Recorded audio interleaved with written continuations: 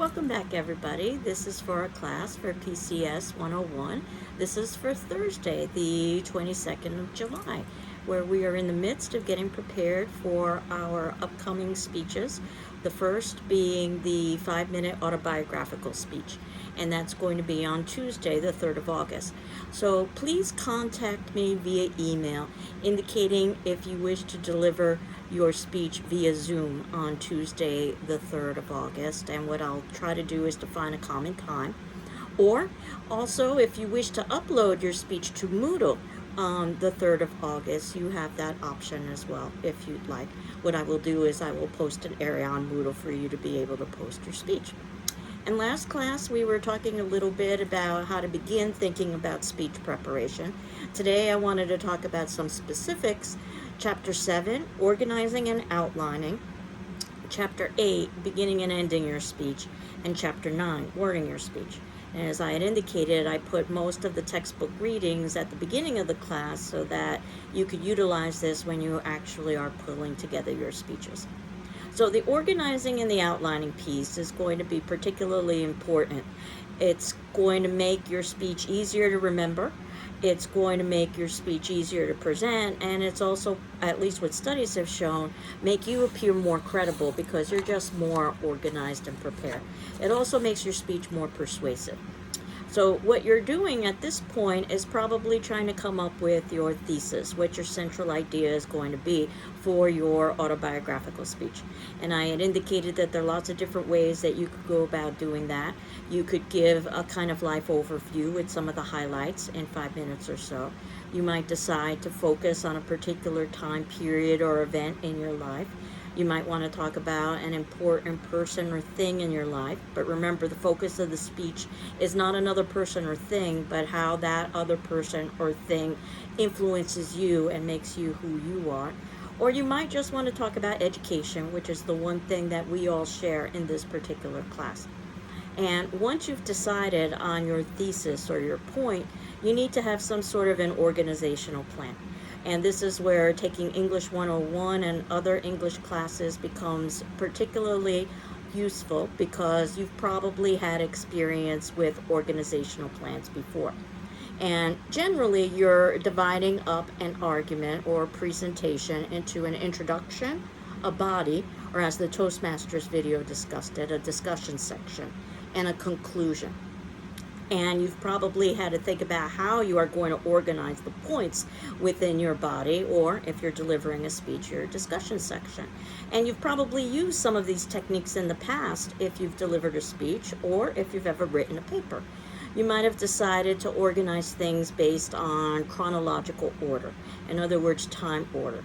This works particularly well if you're trying to teach somebody how to do something. You go through the first and then the next and then the following. Keep in mind that the informative speech will be a speech in which you are teaching us something, so you might want to think about chronological for your informative speech in particular, but chronological works for just about any topic. Now, if you don't want to necessarily use a chronological order, what you might want to do is a topical order. And you've probably done this before with some of your other writings as well. That you are dividing things into categories. You aren't necessarily putting them in any particular order of importance. They're just multiple categories and they're each basically equal.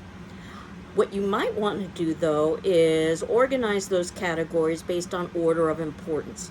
And if you're going to do that and you're going to rank the importance of these categories, you could begin with the most important first, because that will impress your audience. But the difficulty with that is that as you continue on with less and less important items, you might lose your audience. Now, you could do it the other way around, and you could begin with the least important and work your way to the most important and leave your audience with a lasting impression. But the risk of that is that your audience may not necessarily stay with you until the ending of your speech or your paper when you get to finally your most persuasive point. So there are pros and cons to each. Spatially, talking about things in terms of location works very well if you're trying to describe the appearance of something. And I think about how a real estate agent will oftentimes describe a piece of property spatially. It'll talk about that this home has 3 bedrooms and 2 bathrooms, and when you enter the home, immediately to your right is a living room, and right in front of you is a small staircase that goes to a kitchen, and off to the right is a small bedroom, and off to the left is a dining area. And obviously you've never been in this home, but what this is giving you a sense of is the appearance of the home.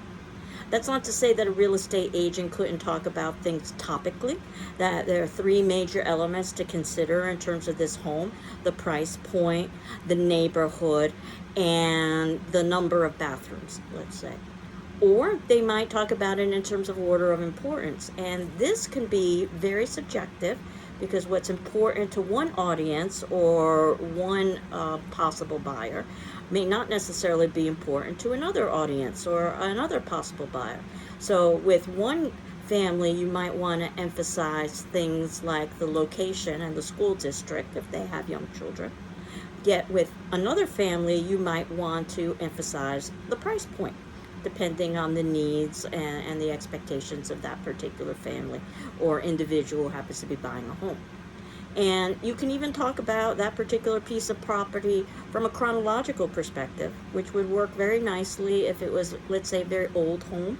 Let's say it was a historic home, so that you could talk about how it was initially made in the early 1800s and how it's now on the National Registry, and all of the different families that and individuals that have owned this particular piece of property.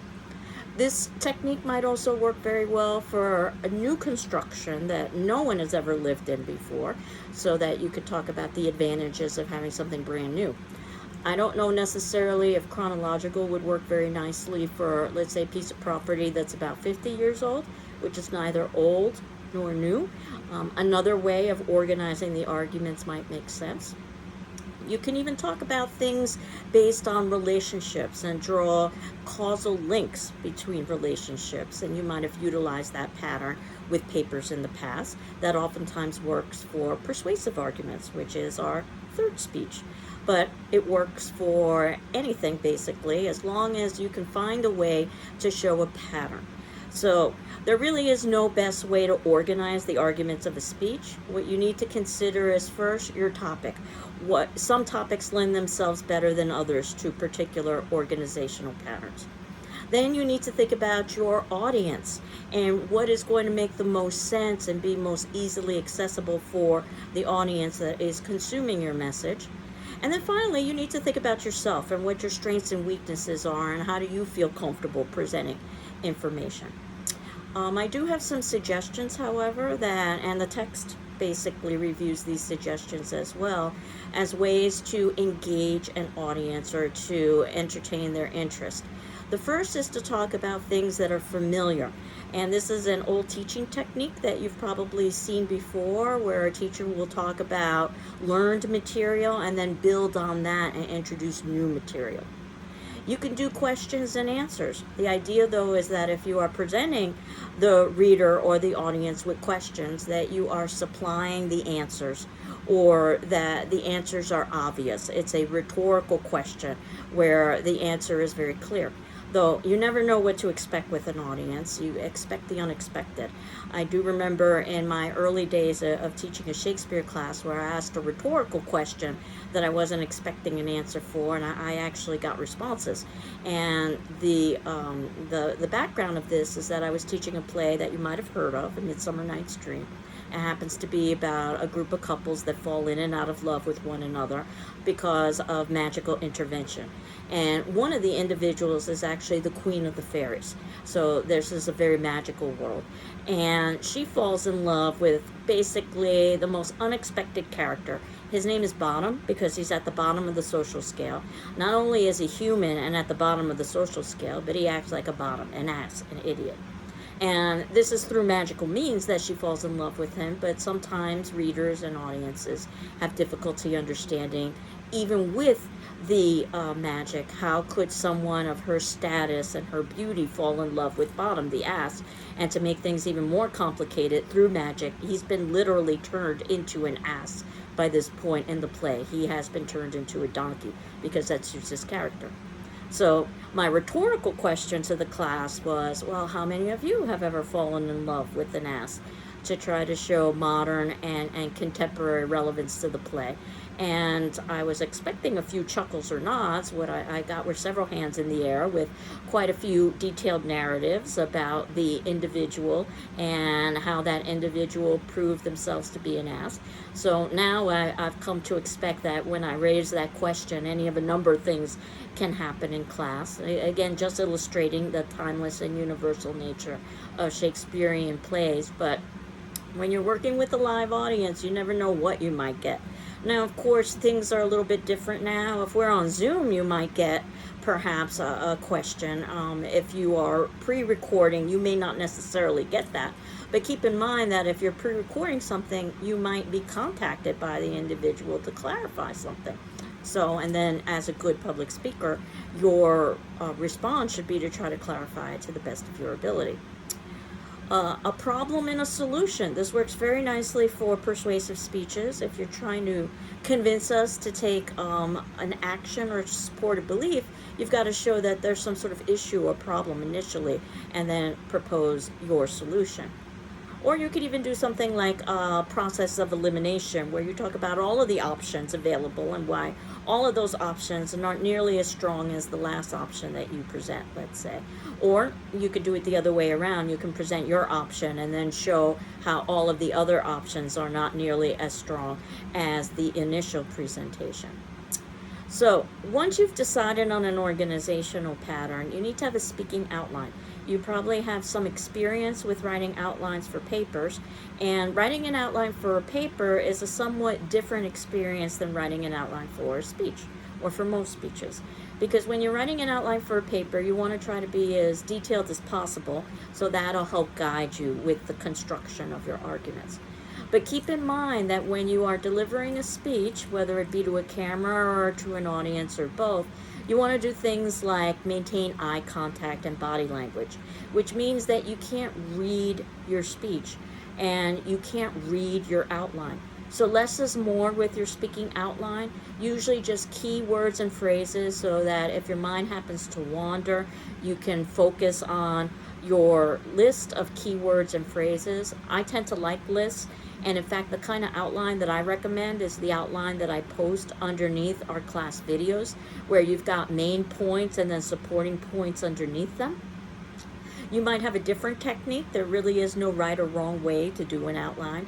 You can do a sentence outline, which are just major sentences that you want to focus on. That's another way of going about writing an outline. You might want to use note cards. Keep in mind as well that the outline is for you, not for the audience. So use the size font that you're comfortable with. Use the colors that you're comfortable with. Make it visible so that you don't have to rely too much on actually looking at the outline itself. List keywords, phrases, even stage directions for yourself if you want to remind yourself to do something. I've had many students list breathing as one of the things that they want to remind themselves to do, which is one of the best ways that I can suggest to reduce nerves. And that was the attendance question that I had left you with. What are some of the suggestions you have to reduce nerves? And it's been shown that during times of nervousness, people tend to hold their breath. In fact, I once took a women's self-defense class, and we were told that if we were ever attacked, we should yell no as loudly as we could. And the point of drawing attention was secondary. The primary reason was to draw oxygen into our lungs, because we would probably be holding our breath, which usually happens during times of stress, and that we would need to have as much oxygen as possible to either flee or fight. So reminding yourself to breathe and to breathe deeply can be very helpful to alleviate nerves and also just give you a chance to collect your thoughts.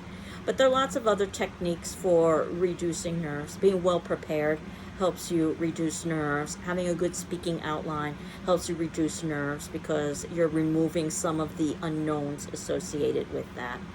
What you might want to do is to also wear comfortable clothing, or clothing that at least you feel comfortable wearing. So oftentimes individuals will ask about outfits, and I don't think that necessarily in our world, in our time, that you've got to dress up as if you were going for a job interview. But again, you want to be respectful to your particular audience member and members. And I usually suggest that you don't wear something new when you are giving a presentation, because you just don't know how that thing will feel on you as minutes and hours go by. And the last thing you want to do is be distracted by your clothing. And in fact, clothing can oftentimes lead to confidence. Sometimes individuals say they feel a bit shy because they tend to blush, and it's noticeable that they're nervous. So you might want to wear a color, for instance, that makes the blush less noticeable. So there are lots of different ways that you can go about reducing nerves, making sure you're well hydrated, that you're well fed, that you know your body, that you're not doing anything that's outlandishly unusual in your routine. This would not be something that you would want to try before speech. You would want to try it on your own time. But basically, regardless of what it is that you do want to think about the presentation of the speech. And that is going to be dependent in part on your speaking outline, and in part based on the amount of practice that you've had. And I like the speaking outline, as I indicated, that I tend to use. I'm going to ask you to submit in your speaking outline for me to give a quick peek at it. Not that that would ever happen in a real world scenario, but I wanted to be able to give my feedback and my suggestions on ways you could go about improving it. And again, there are lots of different ways of going about doing it. Some people like note cards, as I believe I indicated, and I always suggest you number your note cards. In the event that you were to drop your note cards, then at least you could put them into order fairly quickly.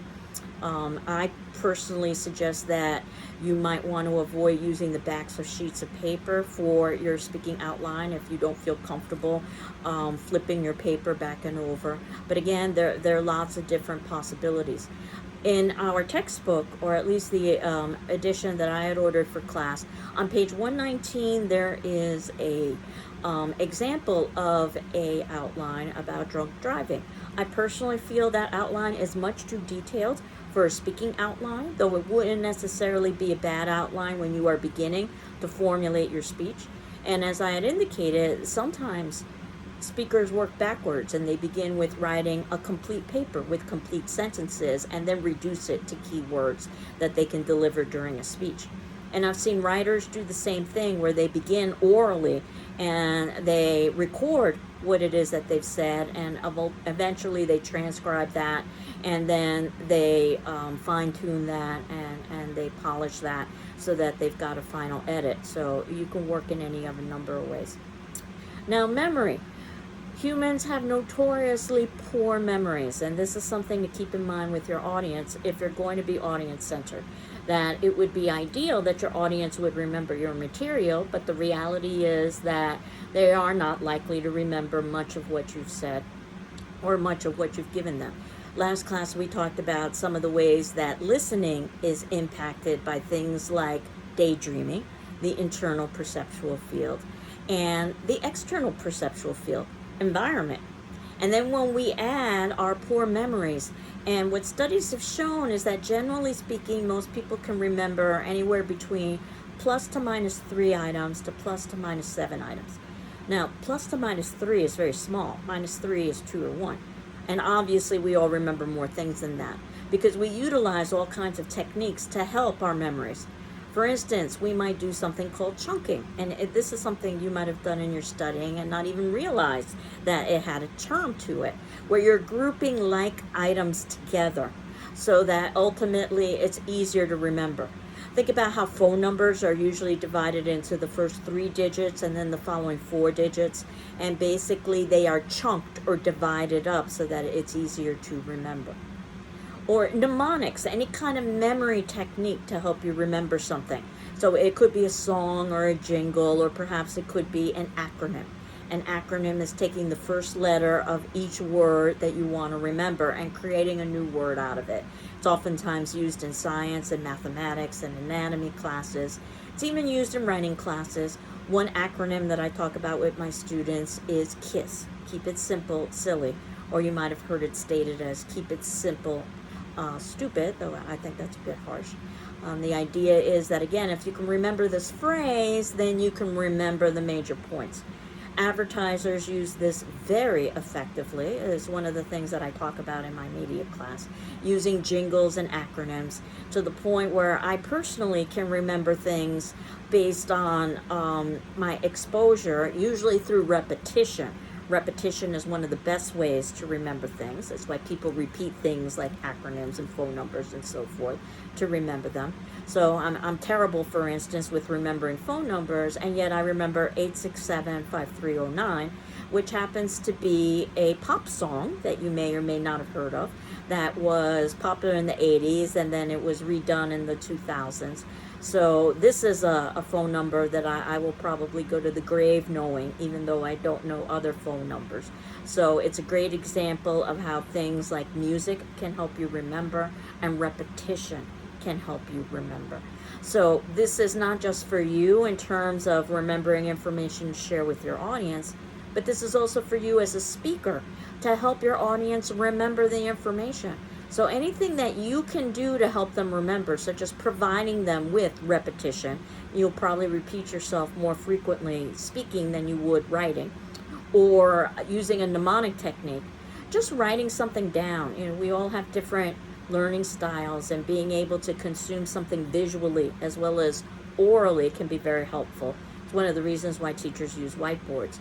And I often talk about this in terms of, if you're not quite sure what is your learning style, you might want to think about how you feel most comfortable consuming directions.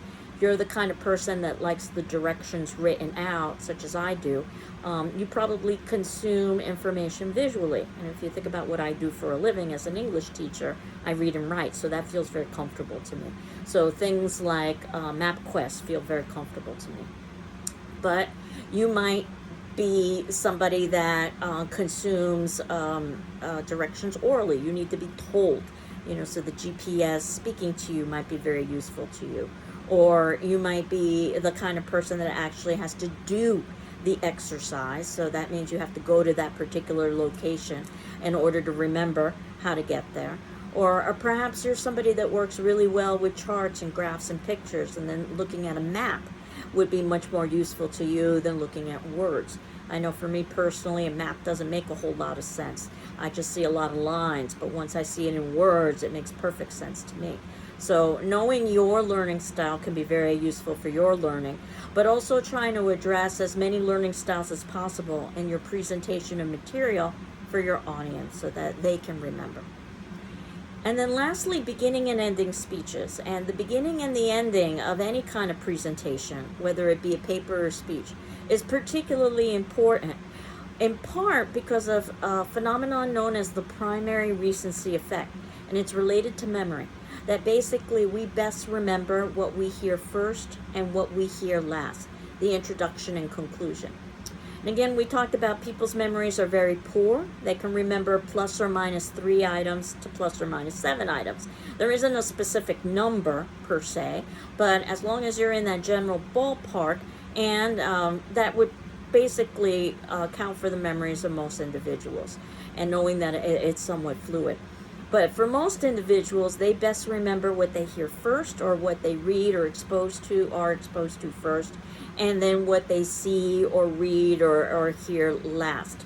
And for that means our introduction and our conclusion, which is further evidence why we should put a little bit of additional effort into the introduction and to the conclusion of both a paper and also in a speech. And I know that this is somewhat challenging because the introduction usually gives your thesis or your main point. You may not necessarily know what your main point is. You might need to discover that over the course of writing a paper or constructing a speech. And that's part of the learning that goes on. Again, you don't necessarily have to do it from a chronological perspective. You can add in that thesis to your introduction after you've done some writing in your body or your discussion section. You might have discovered it along the way. And the conclusion is challenging because you don't want to repeat necessarily what you've done in the introduction. And also you want to save some sort of impressive observation for the end.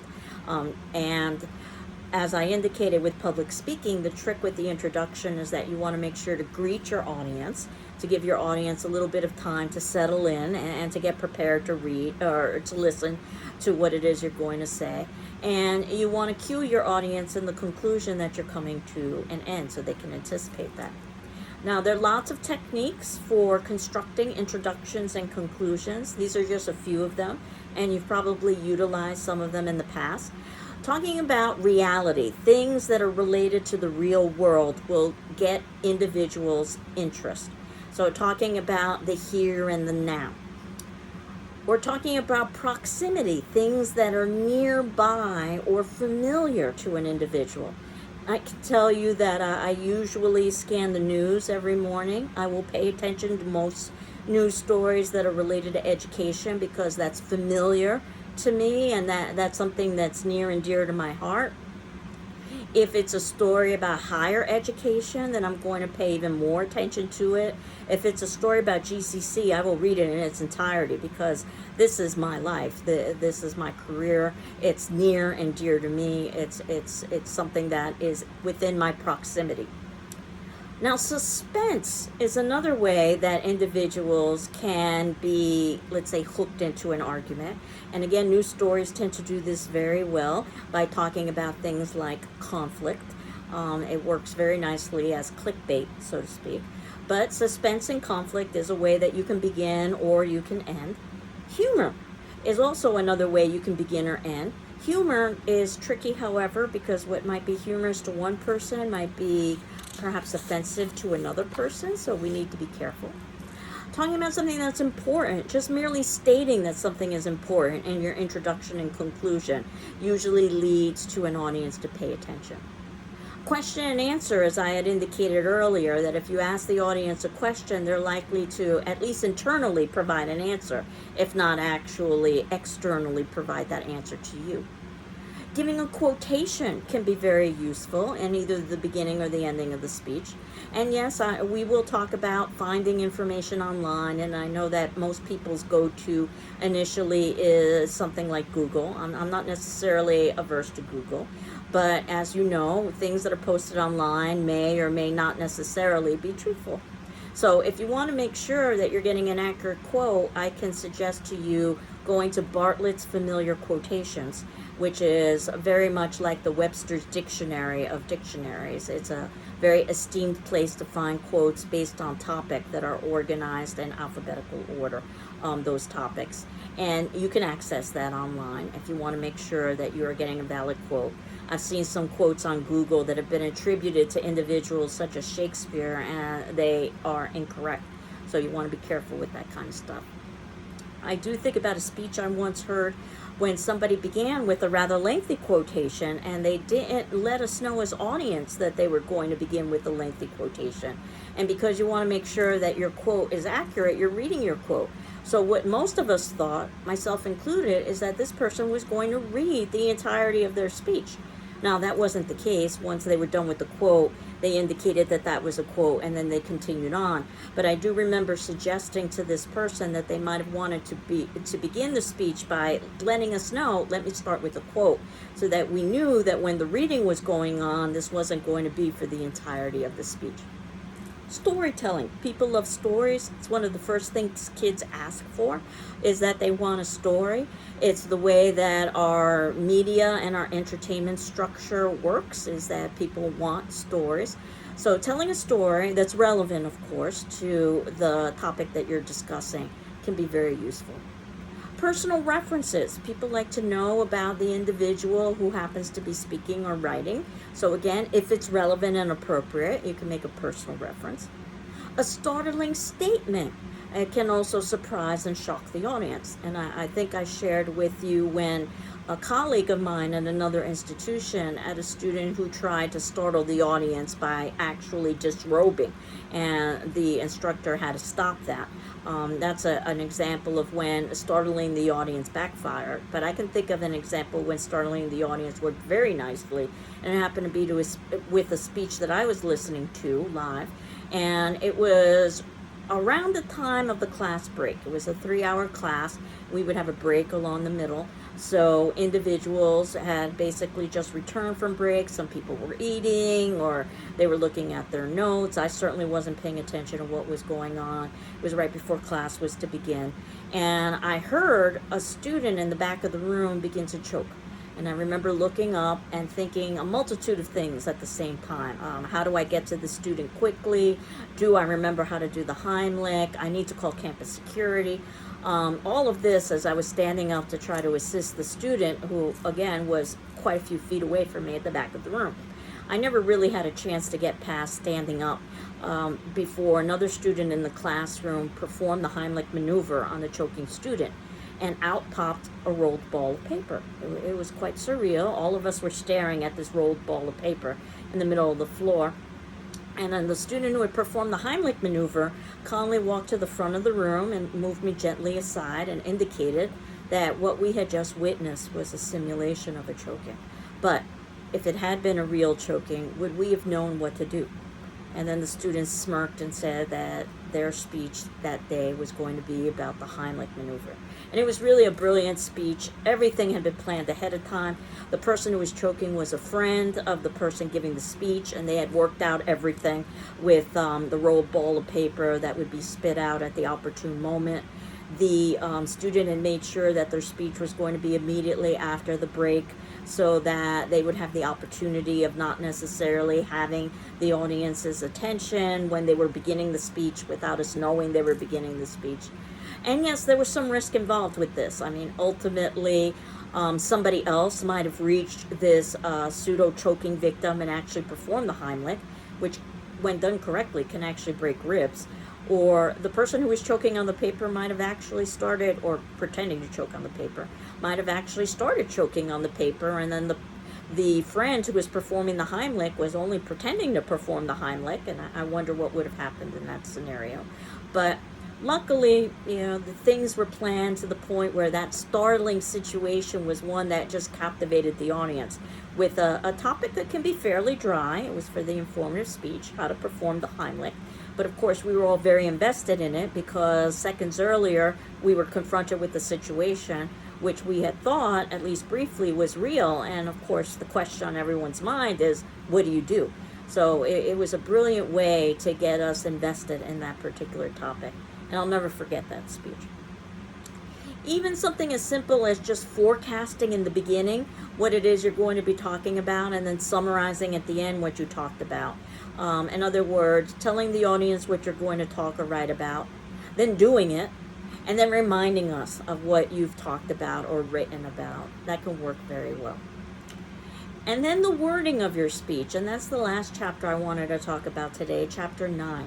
Now, if you were wording a paper, you would have the luxury of time, and you could do multiple revisions so that your language could be perfect. That's not going to be happening in the delivery of a speech, because ultimately a speech happens within the moment. So there is an extemporaneous element associated with that particular speech. Certainly you can prepare ahead of time and have an idea what it is you're going to discuss. But again, as the Toastmasters video talked about, you don't want to read your speech word for word. You want to have key ideas and then, of course, fill that in with unscripted material. So basically, the style of speech is not written, it's oral. And what does that mean? That means it's going to be conversational. You're trying to have a conversation with your audience.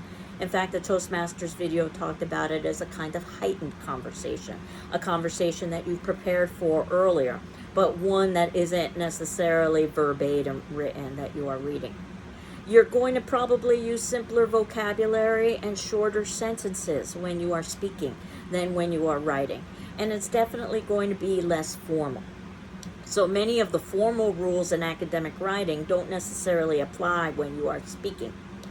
Now, one of the things that you can do when you are speaking is utilize definitions.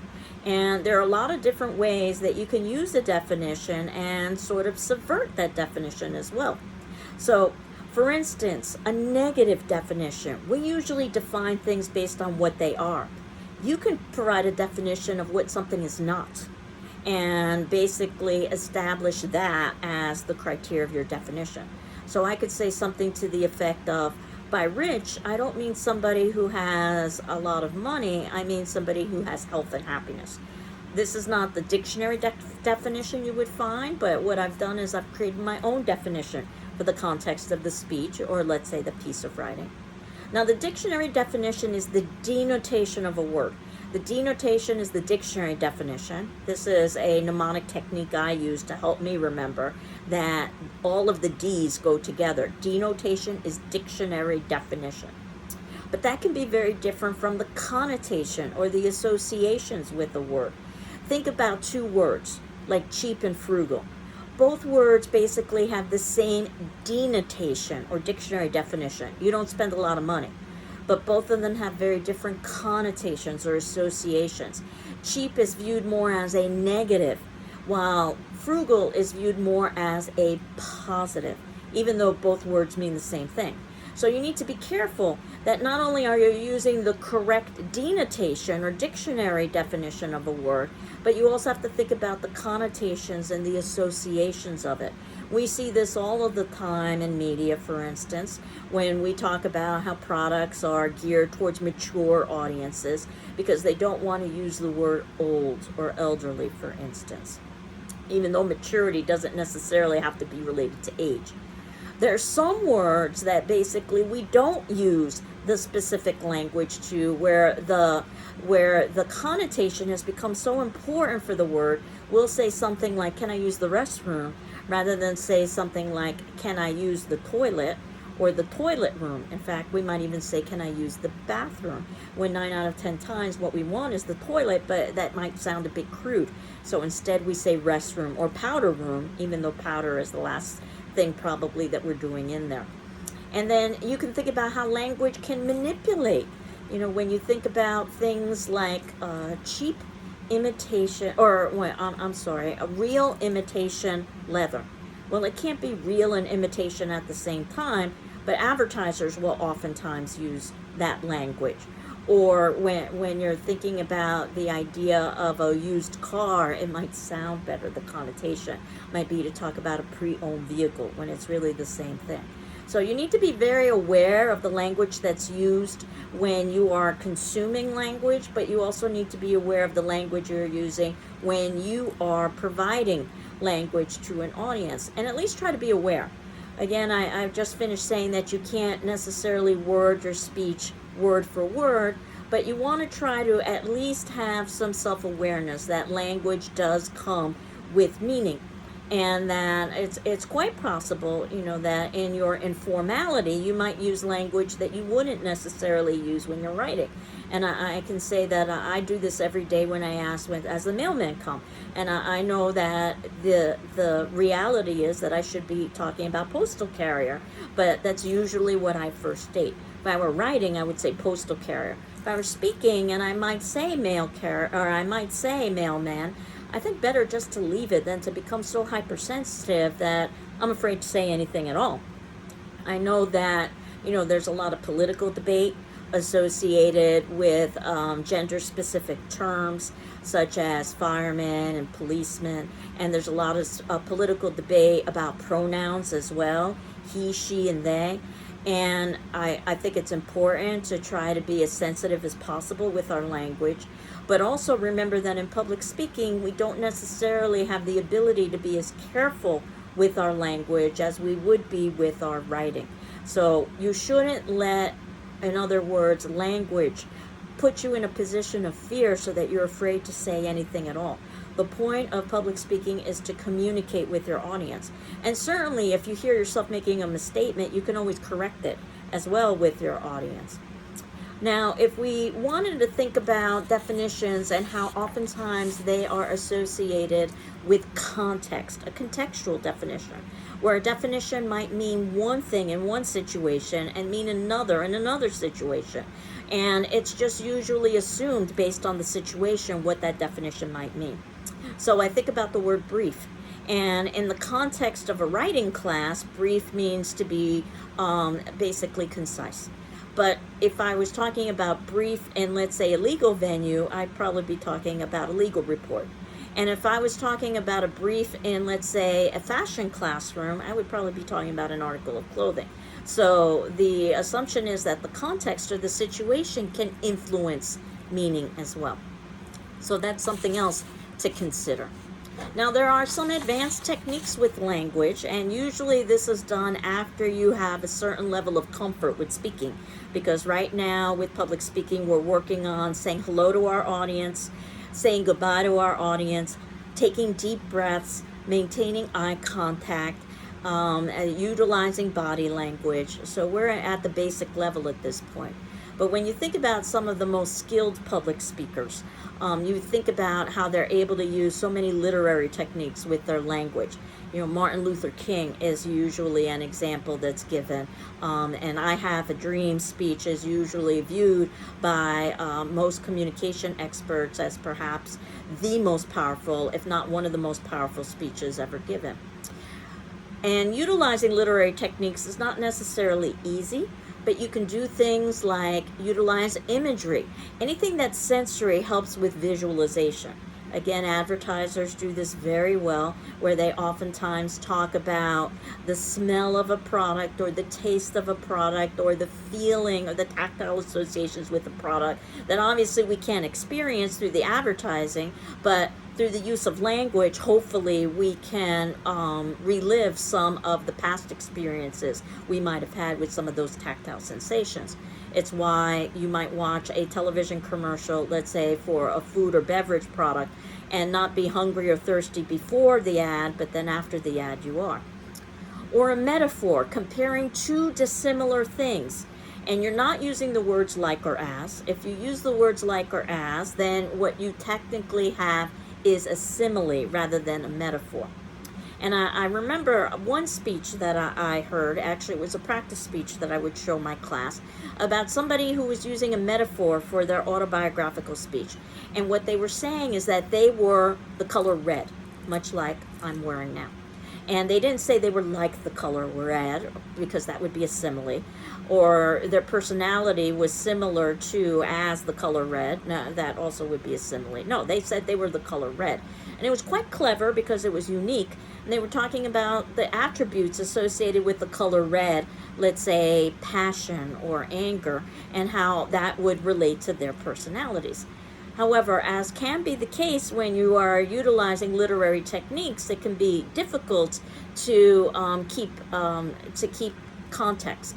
And as they continued on, it became less and less obvious how they were like the color red. They were beginning to talk about things like the terminals on a battery, and it became more and more confusing for the audience to conceptualize that in relation to the person. So you have to be careful that you don't lose control of language when you are taking risk with language. Though one thing I'll never forget with this speech is that this person was wearing a green shirt, and it seemed like such a missed opportunity, because if they were likening themselves to red, how wonderful it would have been if they were wearing something red, or if they were wearing two shirts and then they removed one shirt and then underneath would be the red shirt to reinforce that idea that they were the color red. Again, simile, comparing two dissimilar things, you keep using like or as. You oftentimes see this in poetry, much like you see metaphors in poetry. Rhyme, when you have word endings that have similar sounds, it gives it a very musical quality to it.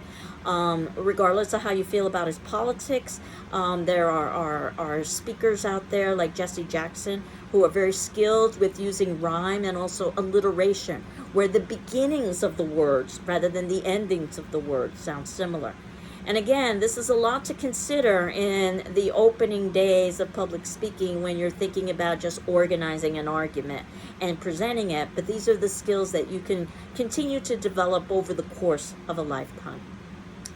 Do make sure that your language is audience-centered, that it's appropriate for the audience that you are speaking to.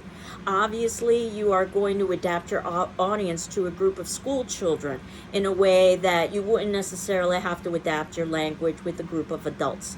Your vocabulary, your choice of subject matter, even your dress and presentation could be influenced by that.